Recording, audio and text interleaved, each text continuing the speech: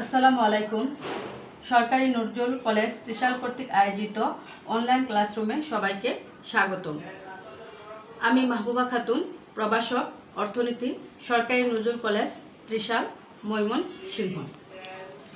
আমি আজকে তোমাদের জন্য অর্থনীতি প্রথম পত্রের একটি ক্লাস নিয়ে উপস্থিত হয়েছি। আমাদের আজকের ক্লাস একাদশ শ্রেণীর জন্য অর্থনীতি প্রথম পত্রের তৃতীয় অধ্যায়। আর এই তৃতীয় অধ্যায়ের আলোচ্য বিষয় হচ্ছে উৎপাদন ব্যয় ও আয়। আমরা ক্লাস করার পূর্বে তোমাদের সাথে কিছু কথা শেয়ার করতে চাই। সুপ্রিয় শিক্ষার্থীরা, আশা করি সকলে ভালো আছো, সুস্থ আছো, নিরাপদে আছো এবং বাড়িতে আছো। আমরা সকলে জানি যে বর্তমান সময়ে করোনার কারণে আমরা এক শঙ্কিত জীবনযাপন করছি এবং বর্তমান সময়ে আমাদের প্রত্যেকেই স্বাভাবিক জীবনে কিছু না কিছু পরিবর্তন এসেছে। ফলে আমরা তোমাদের ক্লাসগুলো সরাসরি নিতে পারছি না, যার জন্য সরকার তোমরা যেন ক্ষতিগ্রস্ত না হও তার জন্য এই অনলাইন ক্লাসের ব্যবস্থা করেছেন। আর এর ধারাবাহিকতায় আমি আজকে তোমাদের জন্য একটি ক্লাস নিয়ে উপস্থিত হয়েছি। আশা করি তোমরা সকলে ক্লাসগুলো মনোযোগ দিয়ে দেখবে এবং বোঝার চেষ্টা করবে। আমরা মূল ক্লাসে চলে যাব। আজকে আমরা আলোচনা করব অর্থনীতি প্রথম পত্রের তৃতীয় অধ্যায়। আর এই তৃতীয় অধ্যায়ে আমাদের আলোচনার বিষয় হচ্ছে উৎপাদন ব্যয় ও আয়। এখন আমরা এই অধ্যায়টা পড়লে কী কী বিষয় জানতে পারবো এবং কী কী বিষয় শিখতে পারবো সেটা আগে জেনে নেব। অর্থাৎ এই অধ্যায়ের শিক্ষণফল সমূহ আমরা আগে জেনে নেব। তাহলে আমরা জেনে নিই এই অধ্যায় পড়ানোর ফলে আমরা কী কী জানতে পারবো। শিক্ষণফল: উৎপাদনের ধারণা ব্যাখ্যা করতে পারবে, উৎপাদন অপেক্ষক গঠন করে তা বর্ণনা করতে পারবে, উৎপাদনের কোনো একটি উপকরণ বা উপকরণসমূহের পরিবর্তনের ফলে উৎপাদনের পরিবর্তন ব্যাখ্যা করতে পারবে, ক্রমহ্রাসমান, ক্রমবর্ধমান ও সমানুপাতিক মাত্রাগত উৎপাদন বিধি লেখচিত্রে প্রকাশ করতে পারবে, উৎপাদন ব্যয়ের ধারণা ব্যাখ্যা করতে পারবে, স্বল্পকালীন ও দীর্ঘকালীন উৎপাদন ব্যয়ের পার্থক্য নির্ণয় করতে পারবে, মোট, গড় ও প্রান্তিক ব্যয়ের মধ্যে তুলনা করতে পারবে, আয়ের ধারণা ব্যাখ্যা করতে পারবে, মোট আয়, গড় আয় ও প্রান্তিক আয় পরিমাপ করতে পারবে। প্রথমে আলোচনা করব আমরা উৎপাদন নিয়ে। তাহলে উৎপাদনের ইংরেজি প্রতিশব্দ হচ্ছে প্রোডাকশন। তাহলে প্রথমে আমরা জেনে নেব উৎপাদন কাকে বলে। যে সাধারণ অর্থে উৎপাদন বলতে কোনো কিছু সৃষ্টি করাকে বোঝায়, কিন্তু অর্থনীতির পরিভাষায় তা সঠিক নয়। অর্থনীতিতে উৎপাদন শব্দটি একটি বিশেষ অর্থে ব্যবহৃত হয়ে থাকে। আমরা সকলেই জানি যে প্রকৃতপক্ষে মানুষ কোনো কিছু সৃষ্টি করতে পারে না বা ধ্বংসও করতে পারে না। মানুষ কেবলমাত্র প্রকৃতি প্রদত্ত সম্পদের রূপ বা আকৃতি পরিবর্তন করে নতুন উপযোগ সৃষ্টি করতে পারে, যা ভবিষ্যতের জন্য মজুত রেখে অতিরিক্ত উপযোগ সৃষ্টি করতে পারে। সুতরাং আমরা তাহলে কি বলতে পারি? আমরা বলতে পারি অর্থনীতিতে উৎপাদন বলতে নতুন উপযোগ সৃষ্টি বা উপযোগ বৃদ্ধি করাকেই বোঝায়। যেমন এক্ষেত্রে আমরা একটা উদাহরণ দিতে পারি যে কাঠ হতে আসবাবপত্র প্রস্তুত করে মানুষ নতুন পদার্থ সৃষ্টি করে না, বরং কাঠের আকার পরিবর্তন করে নতুন উপযোগ সৃষ্টি করে। আর এই সম্পর্কে বিভিন্ন অর্থনীতিবিদগণ বিভিন্ন সংজ্ঞা প্রদান করেছেন।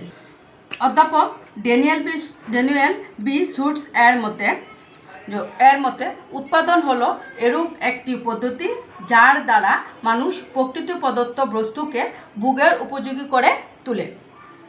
তেমনি আরেকজন অর্থনীতিবিদ অধ্যাপক মার্শাল এর মতে বস্তু জগতে মানুষ প্রকৃতি প্রদত্ত বস্তুকে অধিকতর উপযোগী করে তোলার উদ্দেশ্যে এরূপ পুনর্বিন্যাস করে যাতে তাকে অধিকতর কার্য উপযোগী করা যায়, অর্থাৎ নতুন উপযোগ সৃষ্টি করা যায়। আরেকজন অর্থনীতিবিদ ফ্রেশার বলেছেন, যদি ভোগ বলতে উপযোগের ব্যবহার বোঝায় তবে উৎপাদন বলতে উপযোগ সৃষ্টি করা বোঝায়। আমরা বলতে পারি যে উপযোগ বলতে আমরা বুঝব যে নতুন কোনো কিছু সৃষ্টি করা নয়, বরং কোনো দ্রব্যের নতুন উপযোগ সৃষ্টি করা। আর এরই পরিপ্রেক্ষিতে আমরা উৎপাদনটাকে প্রকারভেদটাকে উপযোগের মাধ্যমে প্রকাশ করতে পারি। যেরকম যে তাহলে উৎপাদনের প্রকারভেদগুলো কী? তো প্রথমে আছে রূপগত উপযোগ, 2 নম্বর স্থানগত উপযোগ, সময়গত উপযোগ, সেবাগত উপযোগ, সত্যগত উপযোগ ও জ্ঞানগত উপযোগ। তাহলে প্রথমে আমরা জেনে নেব রূপগত উপযোগটা কী। রূপগত উপযোগ বলতে আমরা কি বুঝি? রূপগত উপযোগ প্রকৃতি প্রদত্ত বস্তুর রূপ আকার পরিবর্তন করে যে উপযোগ সৃষ্টি করা হয় তাকে রূপগত উপযোগ বলা হয়ে থাকে। যেমন কাঠের রূপ পরিবর্তন করে চেয়ার বা আসবাবপত্র তৈরি, তুলা থেকে কাপড় তৈরি ইত্যাদি হচ্ছে রূপগত উপযোগ। 2 নম্বর হচ্ছে স্থানগত উপযোগ, অর্থাৎ এখানে কোনো দ্রব্য এক স্থান থেকে অন্য স্থানে স্থানান্তর করলে যে অতিরিক্ত উপযোগ সৃষ্টি হয় তাকে স্থানগত উপযোগ বলা হয়ে থাকে। যেমন গ্রাম অঞ্চলে শাক সবজি শহরে এনে বিক্রি করলে বেশি দাম পাওয়া যায়, অর্থাৎ এখানে উপযোগটা বৃদ্ধি হয়। 3 নম্বর হচ্ছে সময়গত বা কালগত উপযোগ। কোনো দ্রব্য উৎপাদনের পর কিছুকাল মজুত রাখলে তার উপযোগ বৃদ্ধি পায়, আর এই উপযোগ বৃদ্ধিটাকে বলা হয় থাকে সময়গত বা কালগত উপযোগ। যেমন ফসলের মৌসুমে সাধারণত কোনো ফসলের মূল্য কম থাকে, কিন্তু পরবর্তী সময়ে আমরা যদি এই ফসল বিক্রি করি তাহলে অতিরিক্ত দাম পাওয়া যায়, যেটাকে সময়গত বা কালগত উপযোগ বলে আখ্যায়িত করেছেন। 4 নম্বরটা হচ্ছে সেবাগত উপযোগ। মানুষের শ্রম ও সেবামূলক কাজের মাধ্যমে যে উপযোগের সৃষ্টি হয় তাকে সেবাগত উপযোগ বলা হয়ে থাকে। এক্ষেত্রে শিক্ষক, ডাক্তার, উকিল, নার্স, গায়ক প্রভৃতি সেবাগুলো হচ্ছে সেবাগত উপযোগ। 5 নম্বর হচ্ছে সত্যগত উপযোগ। কোনো একজন ব্যক্তির নিকট কোনো পণ্যের উপযোগ কম কিন্তু অন্যের নিকট উপযোগ বেশি হতে পারে, এক্ষেত্রে পণ্যের মালিকানা বা সত্ত্ব হস্তান্তর করলে এর উপযোগ বৃদ্ধি পায়, এটাকে বলা হয় থাকে সত্যগত উপযোগ। যেমন বাড়ি, গড়, মোটর গাড়ি, এমনকি গৃহস্থের বাড়ি, নারকেলের ছোবড়া ইত্যাদি শিল্পে ব্যবহৃত হয়ে থাকে। 6 নম্বর হচ্ছে জ্ঞানগত উপযোগ। অনেক পণ্য বা দ্রব্য রয়েছে যেগুলোর ব্যবহার অত্যন্ত প্রয়োজনীয়, বইপত্র, রেডিও, টেলিভিশন, খবরের কাগজ, এর মাধ্যমে মানুষের জ্ঞান বৃদ্ধি পায়, এর জন্য এগুলাকে জ্ঞানগত উপযোগ বলা হয়ে থাকে। এখন আমরা আলোচনা করব উৎপাদনের উপকরণ নিয়ে। তা আমরা সকলেই জানি যে উৎপাদনের কিছু উপকরণ রয়েছে। এখন সেগুলা কি? উৎপাদনের উপকরণ আসলে সাধারণত 4টা উপকরণ রয়েছে। সেগুলো হচ্ছে যে উৎপাদন উপকরণ হচ্ছে 4টি। উৎপাদন উপকরণ ভূমি, শ্রম, মূলধন ও সংগঠন। এখন আমি আগেই বলেছিলাম যে উৎপাদন উপকরণ হচ্ছে 4টা, ভূমি, শ্রম, মূলধন ও সংগঠন। তাহলে এখন প্রথমে আমি আলোচনা করব ভূমি সম্পর্কে। সাধারণত ভূমি বলতে আমরা কি বুঝি? সাধারণত ভূমি বলতে পৃথিবীর উপরিভাগ বা মাটিকে বোঝায়, কিন্তু অর্থনীতিতে ভূমি শব্দটি একটি বিশেষ অর্থ ব্যবহৃত হয়ে থাকে। যেমন অর্থনীতিতে ভূমি বলতে জলে, স্থলে এবং অন্তরিক্ষে বিরাজমান সকল প্রাকৃতিক সম্পদকে বোঝায়। আর এ সম্পর্কে অধ্যাপক মার্শালের মতে ভূমি বলতে জমিতে ও পানিতে, বাতাসে, আলোতে এবং তাপে মানুষের জন্য যে সকল পদার্থ ও শক্তি প্রকৃতি মুক্ত হস্তে দান করেছেন তাদের সবাইকে বোঝায়। এক্ষেত্রে ভূমির কিছু বৈশিষ্ট্য রয়েছে, সেগুলো আমরা এখন দেখব। প্রথমে আমরা দেখব ভূমির প্রকৃতির দান, অর্থাৎ ভূমি প্রকৃতির এক অনায়াসলভ্য দান, এটি মানুষ সৃষ্টি করতে পারে না। প্রকৃতি ভূমিকে মুক্ত হস্তে দান করেছেন বলে এর কোনো যোগান দান নেই। 2 নম্বর হচ্ছে ভূমির উৎপাদন ব্যয় নেই। মানুষের শ্রম ছাড়াই ভূমি উৎপাদিত হয়েছে, তাই এর কোনো উৎপাদন ব্যয় নেই। 3 নম্বর হচ্ছে ভূমির যোগান সীমাবদ্ধ। ভূমি হচ্ছে একমাত্র উপকরণ যা প্রকৃতিগতভাবে সম্পূর্ণ নির্দিষ্ট, তাই এর দাম যতই বৃদ্ধি করা হোক না কেন এর যোগান বাড়ানো সম্ভব নয়। বিষয়টি আমরা একটি চিত্রের সাহায্যে দেখতে পারি। চিত্রে ভূমি অক্ষে আমরা দেখাবো ভূমির যোগান এবং এদিকে লম্ব অক্ষে দেখাবো দাম। এখন এস হচ্ছে ভূমির সম্পূর্ণ অস্থিতিস্থাপক যোগান রেখা।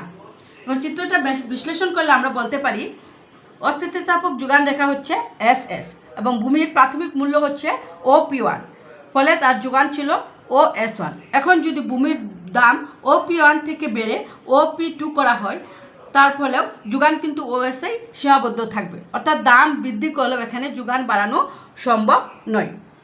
এটাকে বলা হয়ে থাকে ভূমির যোগান সম্পূর্ণ অস্থিতিস্থাপক। 4 নম্বরটা হচ্ছে ভূমি হস্তান্তরযোগ্য নয়।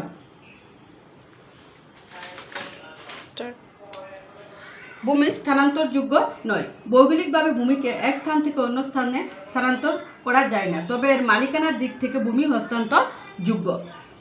5 নম্বরটা উর্বর শক্তির পার্থক্য, অর্থাৎ ভূমি সকল জায়গায় সমান উর্বরতা শক্তি সম্পন্ন নয়, কোথাও এর উর্বর শক্তি বেশি, কোথাও কম হয়ে থাকে। অবস্থানগত পার্থক্য, অবস্থানের দিক থেকেও এর মধ্যে বিভিন্ন পার্থক্য হয়ে থাকে, যেরকম শহরের জমির মূল্য বেশি হয়ে থাকে কিন্তু গ্রামের জমির মূল্য তুলনামূলকভাবে কম হয়ে থাকে। ভূমি চিরস্থায়ী, ভূমির একটি অন্যতম বৈশিষ্ট্য হলো এটি চিরস্থায়ী। এটি আবহমান কাল থেকে আসছে এবং অনাগত ভবিষ্যতেও থাকবে। ভূমিকে ধ্বংস করা যায় না। আদিম ও অক্ষয় ক্ষমতা, ভূমি প্রকৃতিগতভাবে আদিম এবং অক্ষয় ক্ষমতার অধিকারী। ভূমি নিষ্ক্রিয় উপকরণ, অর্থাৎ ভূমি নিজে কিছুই করতে পারে না। বিকল্প ব্যবহার, ভূমির বিকল্প ব্যবহারও রয়েছে। ভূমির এটি একটি গুরুত্বপূর্ণ বৈশিষ্ট্য, যেমন এক খণ্ড ভূমিকে ধান ও পাটে চাষে ব্যবহার করা যেতে পারে, কিন্তু একই সাথে দুটি দ্রব্য ব্যবহার করা যাবে না, অর্থাৎ একটির পরিবর্তে অন্যটি চাষ করা যেতে পারে। ভূমিতে ক্রমহ্রাসমান প্রান্তিক উৎপাদন বৃদ্ধি দ্রুত কার্যকর, কারণ আমরা ক্রমহ্রাসমান প্রান্তিক উৎপাদন বৃদ্ধিতে জানি যে আমরা যখন একই জমিতে বারবার চাষ করি তাহলে ওই ফসলটা ক্রমান্বয়ে কমতে থাকে, এই জন্য বলা হয়ে থাকে ভূমিতে ক্রমহ্রাসমান প্রান্তিক উৎপাদন বৃদ্ধি দ্রুত কার্যকরী হয়। এখন আমরা আলোচনা করব উৎপাদনের দ্বিতীয় উপকরণ শ্রম নিয়ে। এখন এই শ্রমের কিছু বৈশিষ্ট্য রয়েছে, সেগুলো আমরা দেখব। যে শ্রম হচ্ছে উৎপাদনের দ্বিতীয় উপকরণ। যে শ্রমের বৈশিষ্ট্যসমূহ, প্রথমে রয়েছে শ্রম একটি জীবন্ত উপকরণ, অর্থাৎ শ্রম একটি জীবন্ত উপকরণ কারণ একজন শ্রমিকের জীবনী শক্তি থেকেই শ্রমের সৃষ্টি হয় এবং শ্রমিকের যতক্ষণ অস্তিত্ব থাকবে ততক্ষণই পর্যন্তই শ্রম থাকবে। 2 নম্বরটা হচ্ছে শ্রম ক্ষণস্থায়ী, অর্থাৎ শ্রমের একটি অন্যতম বৈশিষ্ট্য হলো শ্রম ক্ষণস্থায়ী। এর সঞ্চয় করা সম্ভব নয়, অর্থাৎ যে সময়টুকু আমরা অলসভাবে অতিবাহিত করব ওই সময়টুকু পরবর্তীতে আর ফিরে পাওয়া যাবে না। 3 নম্বরটা হচ্ছে উৎপাদনীয় উপকরণের উদ্দেশ্য। এখানে শ্রমিক হলো উৎপাদনের একটি গুরুত্বপূর্ণ উপকরণ এবং উৎপাদনের অন্যান্য উপকরণের সহযোগিতায় শ্রমিক দ্রব্য সামগ্রী উৎপাদন করে এবং উৎপাদিত দ্রব্য দিয়ে সে নিজেও ভোগ করে, অর্থাৎ শ্রম একদিকে উৎপাদনের উপকরণ, অন্যদিকে উদ্দেশ্যও বটে। শ্রম ও শ্রমিক অবিচ্ছেদ্য। শ্রমিক হতে শ্রমকে পৃথক বা বিচ্ছিন্ন করা যায় না, এরা পরস্পর অবিচ্ছেদ্য। মার্শালের মতে শ্রমিক তার শ্রম বিক্রয় করে কিন্তু নিজেকে বিক্রি করে না। শ্রম গতিশীল, অর্থাৎ শ্রম এক জায়গা থেকে শ্রম যেহেতু একজন শ্রমিকের উপর নির্ভর করে, তাই একজন শ্রমিক যেহেতু এক জায়গা থেকে অন্য জায়গায় যেতে পারে, সেই জন্য শ্রমটাও হচ্ছে গতিশীল। শ্রমিকের উপস্থিতি, আর শ্রম হতে হলে আমাদেরকে শ্রমিককে অবশ্যই উপস্থিত থাকতে হবে, এই জন্য শ্রমিকের উপস্থিতিটা আবশ্যক। স্বল্প দর কষাকষির ক্ষমতা, অর্থাৎ শ্রম ক্ষণস্থায়ী এবং শ্রমের এই ক্ষণস্থায়ী বৈশিষ্ট্যের কারণে শ্রমিক নিয়োগকর্তার সাথে মজুরির হার নিয়ে বেশি দর কষাকষি করতে পারে না। এছাড়া অর্থনৈতিক দিক থেকে শ্রমিক খুবই দুর্বল, তাই তার পক্ষে শক্তিশালী নিয়োগকর্তার সাথে দর কষাকষি করা সম্ভব নয়। মজুরির হারের সাথে শ্রমিকের যোগানের সম্পর্ক বিপরীত হয়।